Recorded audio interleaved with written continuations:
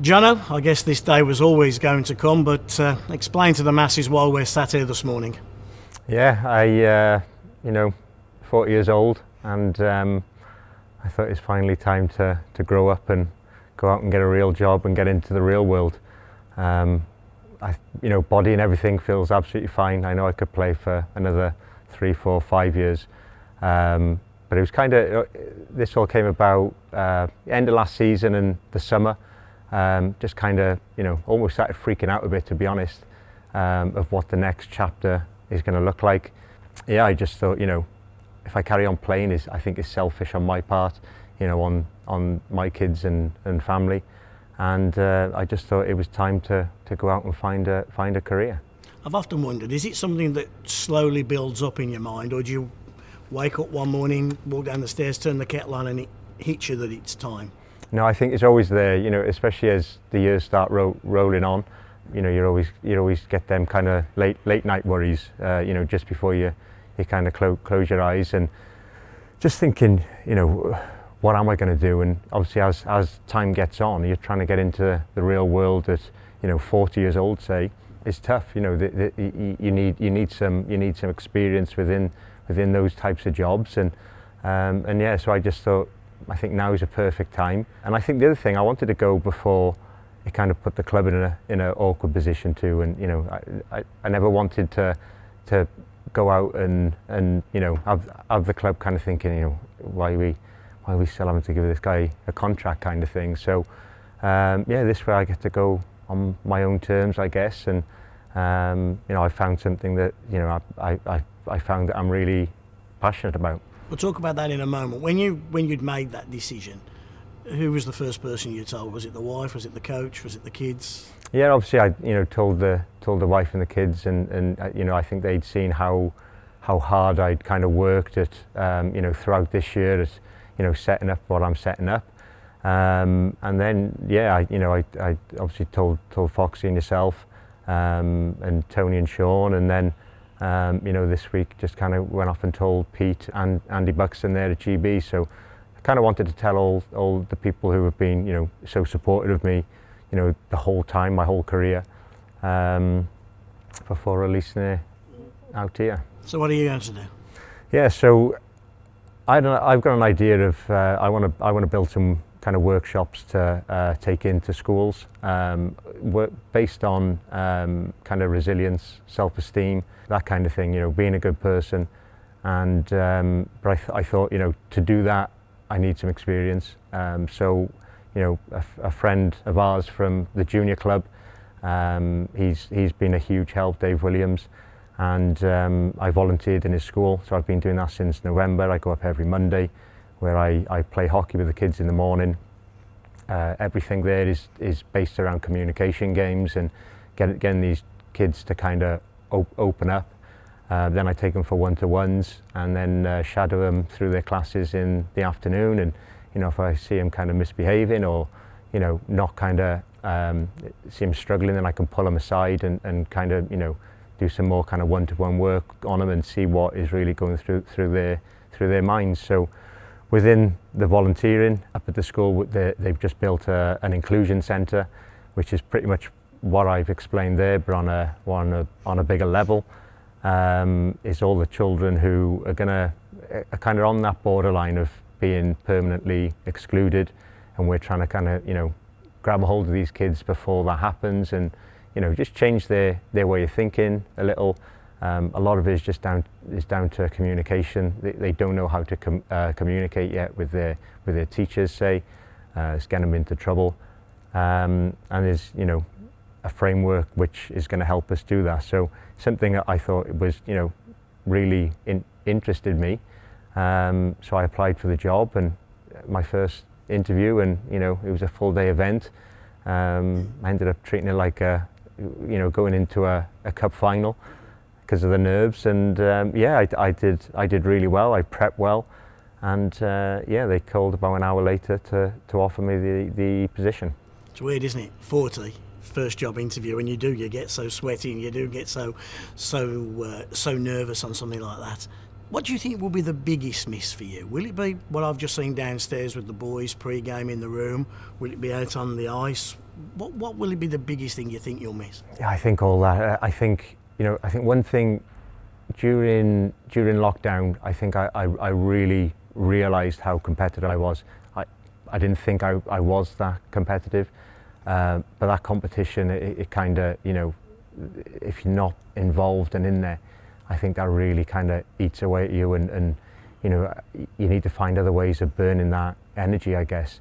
But definitely the room, the bus rides, just all the little things that you don't get to do within the real world. We've always said this isn't a job. This is something we love to do, and I've always felt privileged and proud that we've been able to do this for so long. So I think definitely that, and just pushing your body to the absolute limits. Yeah, the family seat just down there. They've watched you for all these years, but now you can watch your family play. Only yesterday you were down with your boys watching them. How much is involved in that as well, that you get to be dad watching the kids? Mum doesn't have to do the driving. Yeah, it's huge. I think just to be able to be there in the crowd and watching them and not hear about it later on, and seeing the joy in their face when they if they score a goal or if they make a big play. I know what that feeling feels like. That's the feelings we get every single night. And when you ask how does it feel to lift a trophy, say, it's not a feeling that you can just describe, and other than the old cliche words of, oh, it was amazing, it was the best thing ever. But that sheer emotion of all of a sudden you're there and you're in a dogfight, and then all of a sudden a goal goes in and you've won, is that instant kind of release of energy, I guess, and just pure euphoria. Are you Jono the dad or Jono the coach when you watch the boys play? I try and sit back a bit. I'll give them tips and hints, and maybe kind of try and do it this way. I try not to give them too much. I don't want them to be thinking, shut up, Dad. Like, a few times they've kind of said, what do you know? So I just go, yeah, you're right, I guess. Who's their favourite? God, they've had. There was a story years ago where they were young then. I beat it out of them now, but it was Dowdy for a while. They were playing in the back room, and I think one of them was shouting, and Phillips, he shoots, and he misses, and then he's like, it's okay, Dowdy gets a rebound and scores. So I was like, oh, cheers, thanks for that. But that's probably realistic. So. But they love being around the guys too. They love coming down to the room. They'll miss it. Yeah, 100%. And I think they've learned from being around this environment. I think you've seen the confidence grow in them. Just kind of being in this team environment that I'm in, and obviously is pushed them to want to be the same. So. We're going to see your face again, surely. There's no way Jonathan Phillips and the Steelers can ever now be disassociated with each other. There has to be a place, doesn't there, where the two meet and you stay a part of this club in some way, shape or form. Yeah, I mean, I'd love to be involved in some form. Maybe through the new job. Yeah, I'm sure there's things that we can work out with that. But I think it's just been too big of a part of my life to just kind of drop all together and just turn up every 6 months just to see a game. It's been way too big of a part. I think it's been we talk about Huey and Tomo and myself and how we all came and grew up together. Really, it's just got too many memories, and I think as people, I think we've invested too much into building a culture, I guess. Yeah. Is the end for the Steelers the end as you as a hockey player? There's no, I'll go to the Dogs, I'll go to Leeds, I'll go to Hull, I'll try the lower levels. Are you drawing a line, do you think, under it? To be honest, I haven't even thought about that. I guess never say never. Who knows in August, September when you wake up and everyone's in training camp and I'm kind of there, twiddling my thumbs and on the weekend. Really don't know. I wouldn't rule it out. But I'm also not saying that I'm going straight down there to sign either. So yeah, just I guess I just have to play it by ear and see how things go. When you turned the clock back, was it a phone call or was it a face-to-face meeting with Dave Whistle that first mumbled the word Sheffield Steelers to you? Yeah, it was obviously we'd had Dave the year before. He didn't sign back in Cardiff, and then Dave being Dave, we were he was close with all the players, and especially back then it was so different times. We'd go out for beers on a Sunday night. The coach would be right there with us, and then we just stayed in touch. And I think he came into Sheffield halfway through that season, didn't he? And I think it was around February time we were talking, and things were pretty much done. And by the end of that season, after the final four, everything was kind of signed and sealed. Yeah, I think the first time I spoke to you was the good news, bad news conversation. Bad news, John and Dave Whistle's not coming back. Good news, it's David Matsas, and you went from down, listening to Whistle not coming back, to up with Matsas, and I guess that relationship was a firm one for you, wasn't it? Yeah, definitely. And I just think I think Matt as a player was the exact same way he coached, and you just knew that he was always going to go on to great things. And so as soon as you said Matty's name, I knew that gives us a chance to win every single night. So that was a massive deal breaker. Dave was the guy who made you captain pretty early on. Did you always see yourself as a captain, as a leader? Never. I never quite understood it, to be honest. Everyone knows and says I'm not the most vocal in the room. Not to say that I'm not vocal at all. I like to mess around and say my piece. So I think it kind of took me a while to understand why. Obviously I think I've always played with energy and always gave everything that I've got. But there's I think 20 other guys who do the same thing. So I think looking back now, I think I've always been able to see the other side of stories well, and I think with that I've got to understand each player and kind of what makes them tick and how each person needs to be treated. And one thing we kind of in creating the culture here, I think the one thing we made sure was no one person is bigger than the team. It doesn't matter where you've played or haven't played. All 20 guys in that room are equal, 100%, and they've all got a part to play. And I think that served well. We sit here today, fancy screen, full seats, everything rosy, full shop.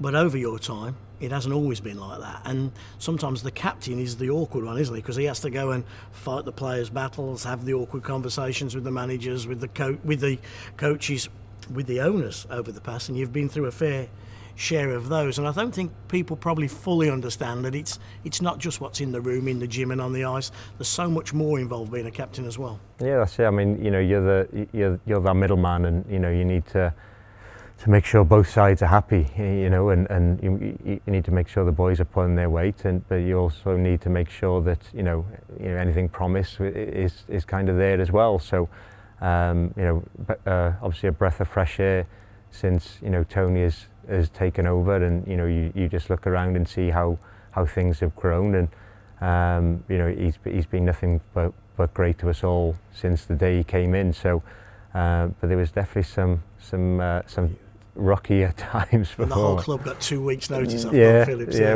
there's been some good ones and funny ones, but yeah, I mean, and at the end of the day, is all, I guess, is all part of growing up. Is all things that kind of shape you for the future, and situations that only make you stronger. Yeah, you mentioned earlier about the kids. What's it like scoring, Dad? What's it like winning? None of us will ever experience this. What's it like lifting your first trophy as a captain? Can you remember that? Yeah, I think especially that one too, because it was the playoffs, and I think for me, obviously that was the first one but that'll always be special, because I was a kid who went to Wembley, whenever we could and when Cardiff were dominant back in the 90s, and seeing them lift the playoff trophy there, and that was huge, and so I always wanted to be a part of that. That was always the one to win for me. So I think it was the second season here, I think 07, 08, and then managed to score the first goal, which ended up being the game-winning goal too in that final against Coventry. So yeah, it was definitely a memory that will last forever, and you still feel that excitement once that kind of buzzer went, and that we've won, and you're about to lift that trophy. All trophies are important. We're recording this before a cup semi-final, and we all remember what happened in Cardiff just a couple of years ago. Do you still get that same buzz? All the time. And again, going back to what are you going to miss is that feeling. Can that be replicated in any other job, or do you have to just accept that that's kind of over now? I think you just got to accept. I think you'll be able to find something, but not that pure euphoria that you get, and I don't think even the nerves and the butterflies, the kind of that week and game day morning kind of thing leading up to that final. That final when you stood down in a tunnel waiting, lights are out, and over the next 2 hours you've got to be at your best, and you're going over plays in your head and tendencies, and so I think is pretty much impossible to replicate. When you look back at your teammates over the years, you mentioned Hughie and Mark Thomas, and those two lads will be kind of associated with you forever. But also when you joined us, there was Ashley, there was Warren and guys like that, and that was when it started to turn, wasn't it? And it started to have that feeling like there was a British core that was kind of controlling the room, that got values, and those lads were very important to you.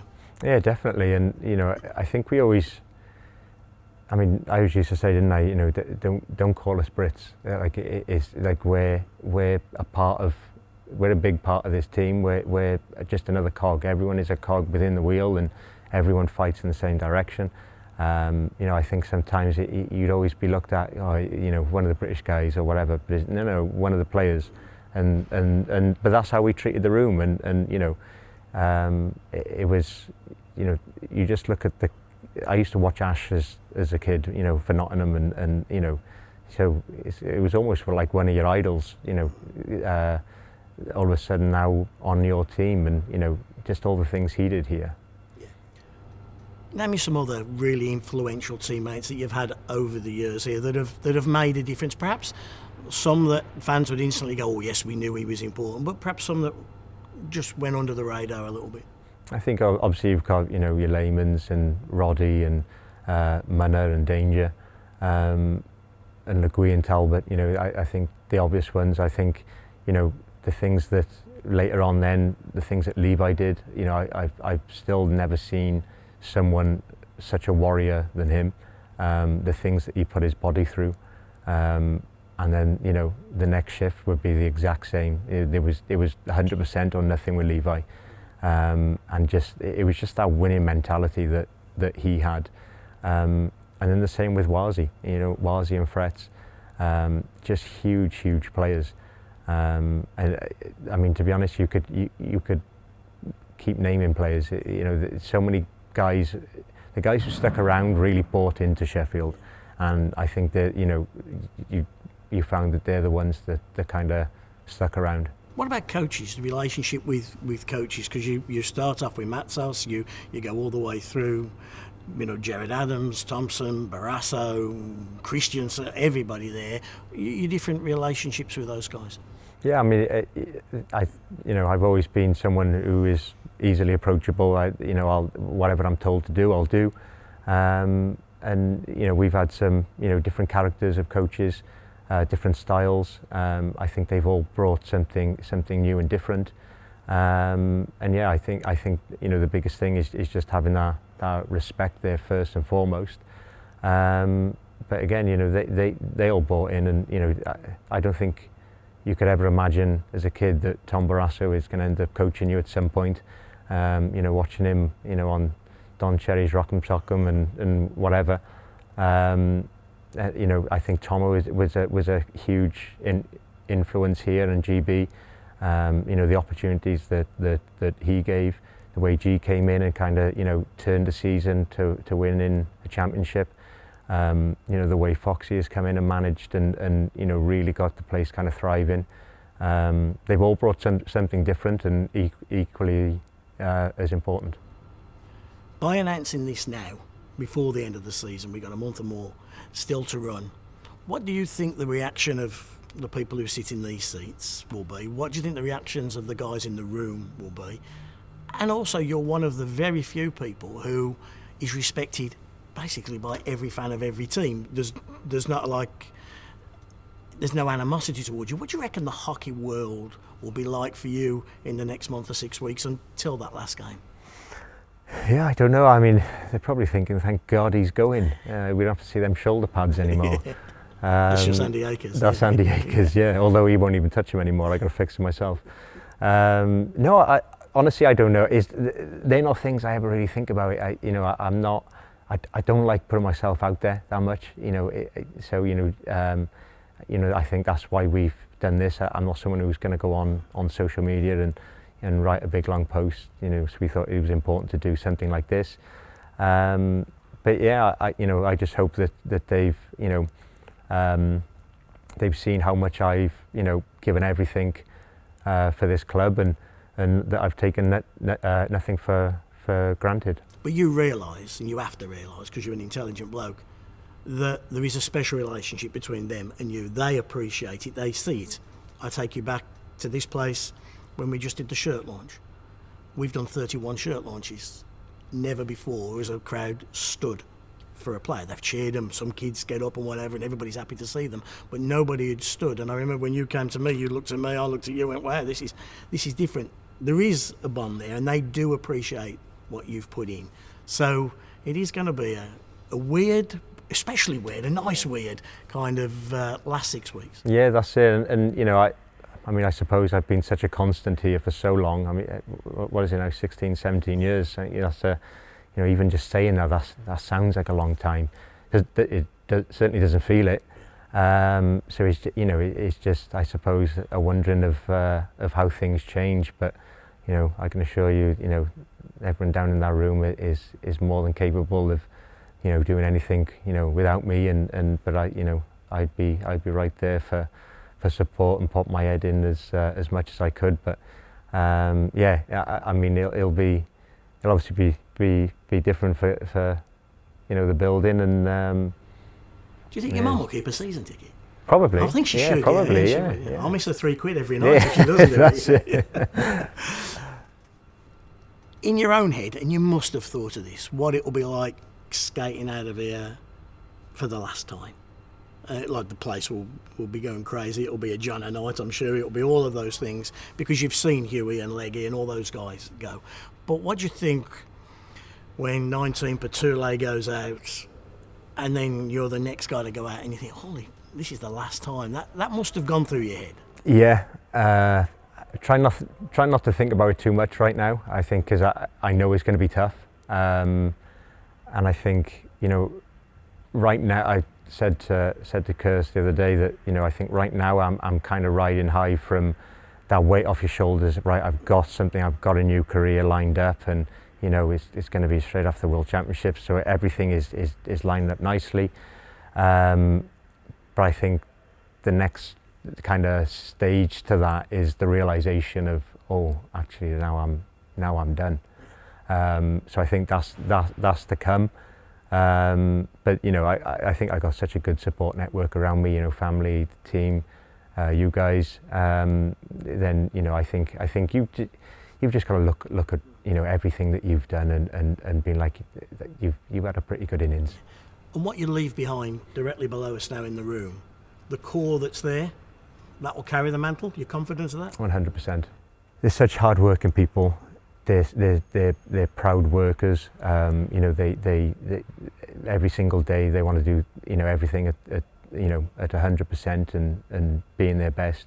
I think that's why sometimes I do get annoyed when you hear the odd comment of, oh, they weren't trying, or no, we're trying. So yeah, no, they're is in very, very, very good hands. Most games played in the Elite League. Most games played for the Steelers. All the accolades, most trophies lifted as a Steelers captain. Final question, have you lifted your last trophy already? Absolutely not. Be a terrific way to go out, wouldn't it? 100%, the only way. Yeah, on behalf of everybody, thank you. Thank you.